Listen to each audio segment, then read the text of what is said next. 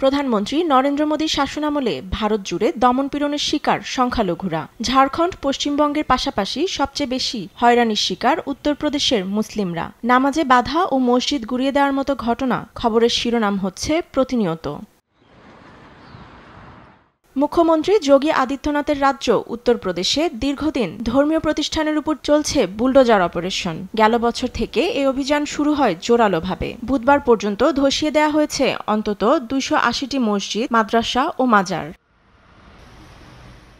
ভেঙে ফেলা স্থাপনার মধ্যে আছে ২২৫টি মাদ্রাসা, ৩০টি মসজিদ এবং ২৫টি মাজার। বাদ যায়নি ৬টি ঈদগাঁও। খোদ ভারতীয় গণমাধ্যম এনডিটিভির প্রতিবেদনে এসেছে, ভারত নেপাল সীমান্ত থেকে ১০ কিলোমিটারের মধ্যে মহারাজগঞ্জ, সিদ্ধার্থনগর ও পিলভিত অঞ্চলে চলে বুলডোজার অভিযান।